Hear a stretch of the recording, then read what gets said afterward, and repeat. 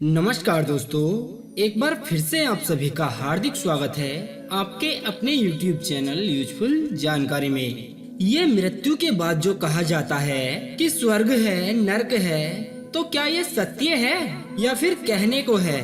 सुखदेव जी ने कहा सच में है। तो बोले कैसे है, क्या करते हैं, क्या करने से कहाँ जाएंगे?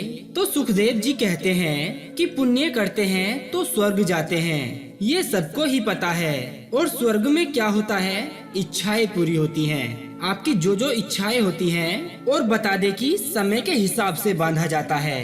आपके पुण्य कितने हैं ये नहीं, कितनी देर के हैं ये मायने रखता है। जैसे कि मान लीजिए 60 वर्षों का जीवन है आपका, तो उसमें से वो बोलेंगे इतने वर्ष, इतने महीने या फिर इतने दिन का पुण्य है आपका, या फिर इतने साल या इतने समय का आपका पाप है। उतने समय के लिए आपको आपका जो दंड है या फिर सुख है वहाँ के लिए आपको रखा जाता है। उतने ही समय के लिए आपकी इच्छाएं पूरी होती हैं। नरक में क्या होता है? बोले नरक एक नहीं होता है, कुल 28 प्रकार के नरक होते हैं। अलग अलग जगह जैसे जैसे व्यक्ति पाप करता है उसे वैसा ही वैसा दंड मिलता है। बोले वो कैसे? चलिए एक उदाहरण के माध्यम से हम आपको बताते हैं। लेकिन दोस्तों उससे पहले अगर आपने अभी तक हमारे इस YouTube चैनल को सब्सक्राइब नहीं किया है तो कृपया आप हमारे इस चैनल को सब्सक्राइब कर लें। उदाहरण के माध्यम से भी हम आपको असली दंड नहीं बता रहे हैं, क्योंकि वो दंड तो जब राजा परीक्षित ने सुना था वो ही डर गए थे, जिन्होंने अपने जीवन में ही सिर्फ एक पाप किया था। तो फिर हम और आप क्या चीज हैं? मान लीजिए आप लोग अपने घर में जो डस्टिंग करते हैं यानी सफाई करते हैं, तो उस कपड़े को आप लोग साफ कैसे करोगे? किसी वस्तु पर झाड़ के या फिर ज्यादा से ज्यादा पानी में मसल कर धो देंगे तो वह कपड़ा इतने में साफ हो जाता है। फिर उसके बाद मान लीजिए घर के पोछे का कपड़ा है, उसको आप लोग कैसे साफ करेंगे? पानी और सर्फ या साबुन की मदद से। अब मान लीजिए घर के चौके का कपड़ा है जिसमें तेल की चिकनाई और इत्यादि, उस कपड़े को आप लोग कैसे साफ करोगे?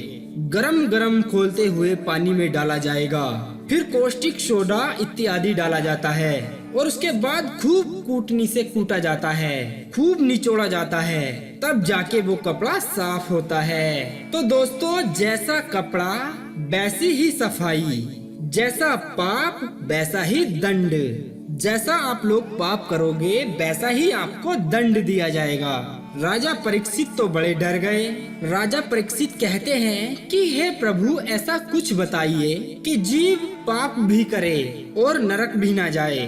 प्रभु बोले नहीं, ऐसा कुछ नहीं है। ऐसा तो तुम जरूर कर सकते हो कि एक बार तुमने पाप किया है और उसके बाद आप उसका प्रायश्चित कर सकते हो, और उस पाप को दोबारा दोहराओ ना तो आपको दंड बहुत कम मिलेगा। बोले नहीं, इसका कोई तो रास्ता होगा कि जीव पाप भी करे लेकिन उसे नरक नहीं जाना पड़े।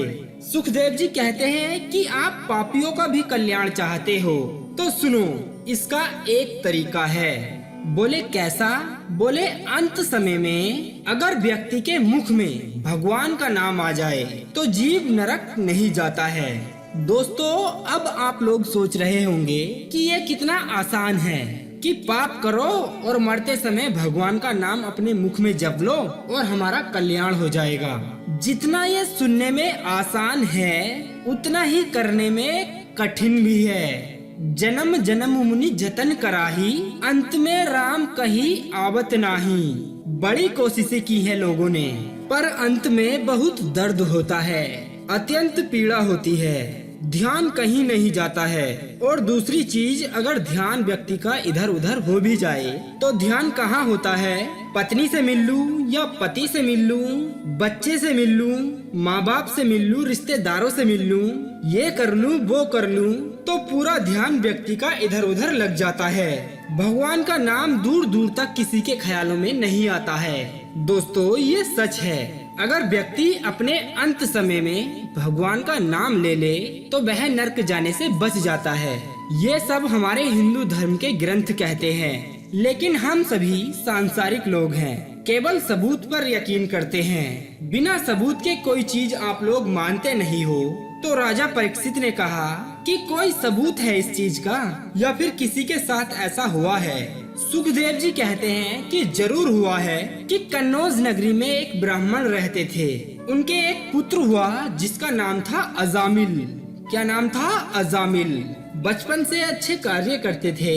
पिता भी उनके भगवान को बहुत मानते थे। अब एक दिन बच्चा खेलते खेलते वन की ओर चला जाता है। वहाँ उसने एक शुद्ध दंपत्ति को संभोग करते हुए देख लिया। बस क्या था, बुराई मन में प्रवेश कर गई। बाल हृदय है, कोमल हृदय है, हर चीज का समय होता है। और कहते हैं ना, बुराइयां या अवगुण ये चुंबक की तरह होते हैं। एक अगर आ गया तो वो अपने भाई बंधुओं को बुला ही लेता है। तो बस एक बुराई उसमें प्रवेश करते ही दूसरी बुराइयां अपने आप उसके अंदर आने लगी। अब मदिरा पान करना, अब उस काम को करने के लिए वह अपने पिता से कैसे पैसे मांगे, तो फिर उसके बाद चोरी करना। तो धीरे धीरे उस बालक के मन में सारी बुराइयां प्रवेश कर गईं। उसके पिता की भी मृत्यु हो गई। चोरियां डकैतियां करने लगा और उसके बाद उसने बड़ा सा महल बनाया। खूब सारी स्त्रियों को अपने साथ रखा। अब कुछ समय बाद उसी नगरी में 100 वर्षों की तपस्या करके उठते हैं एक ऋषि। तो उन्होंने उस नगरी में आकर पूछा कि यहाँ किसी ब्राह्मण का घर है क्या? मुझे एक रात बितानी है। सबने कहा कि घर तो है, लेकिन वह ब्राह्मण कहलाने योग्य नहीं है। सिर्फ ब्राह्मण कुल में पैदा हो जाने से या फिर किसी भी कुल में पैदा हो जाने से आपको वो बना नहीं देता है। आपको वैसे कर्म करने पड़ते हैं। ये पदवियां हैं। कहते हैं ना, ये जात पात ये सब पदवियां होती हैं। आपको गुरु तब माना जाता है जब आप गुरु के जैसे संस्कार योग्य होते हैं। अगर आप गुरु जैसे काम ही नहीं करेंगे तो आपको गुरु कौन मानेगा? फिर तो जैसे एक आम इंसान है वैसे ही हो आप भी। लेकिन ये एक पदवी है। कब मिलती है? जब आप ऐसी अच्छी शिक्षा ग्रहण करते हैं और अच्छे अच्छे कर्म करते हैं। तो उन्होंने कहा कि ब्राह्मण है लेकिन कहलाने योग्य नहीं है। तो उन्होंने कहा कोई बात नहीं, मुझे क्या, मुझे तो केवल एक रात बितानी है। ठीक है, वहाँ से जाते हैं और उससे एक कमरा मांगा। तो उसके पास इतना बड़ा महल था, दे दिया एक कमरा उसने। पूरी रात वो एक सिद्ध ऋषि थे, उन्होंने सब कुछ समझ लिया कि वो क्या है, कैसे कैसे कर्म किए हैं और कैसे कैसे अपना समय व्यतीत कर रहा है। सब कुछ देख लिया और सुबह उठते हैं और जाने से पहले कहा, तुमने मुझे स्थान दिया रहने को, अगर कुछ वरदान मांगना चाहते हो, कुछ वचन लेना चाहते हो, तो उसने कहा मेरे पास सब है, बस आप यहाँ से जाइए। तो ऋषि ने कहा ठीक है। फिर कहा कि एक और बात मानोगे मेरी? तो अजामिल ने कहा कौन सी बात? कि तुम्हारी पत्नी को अभी 10वां गर्भ है, तुम्हारे संतान पैदा होने वाली है। बोले हाँ, ये तो मुझे भी पता है। बोले उस संतान का नाम नारायण रखना। क्या रखना? नारायण। उसने कहा ठीक है, अब आप यहाँ से जाओ। चले गए वो। फिर उसके बालक होता है, तो उसका नाम जैसे उस ऋषि ने वचन दिया था उसने रखा नारायण। अब क्योंकि घर का सबसे छोटा बालक है तो मोह प्रेम ज्यादा है, तो अब दिन भर केवल उसके मुख में एक ही नाम है, नारायण इधर आना, नारायण बोल आना, नारायण ये लाना, नारायण कहाँ गया, नारायण ने खाना खाया या नहीं खाया। बस दिन भर नारायण नारायण करता रहता था। कई वर्ष बीत जाते हैं और उसका अंत समय आता है और उसके अंत समय में जैसे ही उसे यम के दूत लेने आए तो उसको खींच के ले जाने लगते हैं। डर के मारे उसने जोर से चिल्लाया कि नारायण मुझे बचाओ, नारायण मुझे बचाओ। अब भगवान को आवाज आती है। भगवान अपने पार्षदों से कहते हैं कि जाकर देखो कौन हमें आवाज मार रहा है, कौन विपत्ति में फंसा हुआ है, उसकी रक्षा करो, जल्दी जाओ उसकी मदद करो।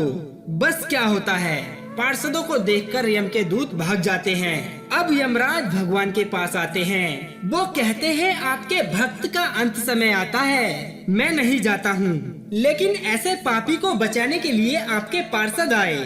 भगवान कहते हैं कि पापी हो या पुण्य करने वाला, जो अंत समय में मेरा नाम ले लेता है वो नरक लोक जाने योग्य नहीं होता है। यमराज कहते हैं अरे परमेश्वर, वो आपका नाम नहीं ले रहा था, वो अपने पुत्र नारायण का नाम ले रहा था। भगवान कहते हैं पुत्र समझकर, पिता समझकर, मित्र समझकर, शत्रु समझकर नाम तो मेरा ही ले रहा था, तो बस इसीलिए मेरे पार्षद उसे बचाने चले गए। तो दोस्तों अब आप लोग हमें कमेंट करके जरूर बताइएगा कि आपको इस कहानी से क्या सीख मिली और आपको यह वीडियो कैसा लगा। आपकी इस वीडियो के बारे में क्या राय है यह जरूर बताना हमें। हम उम्मीद करते हैं कि आपको यह वीडियो काफी पसंद आया होगा। बस वीडियो के अंत में इतना ही कहना चाहेंगे कि जो भी प्यारी सी आंखें इस वीडियो को देख रही हैं, परमेश्वर उनके माता पिता की आयु को लंबी कर दे।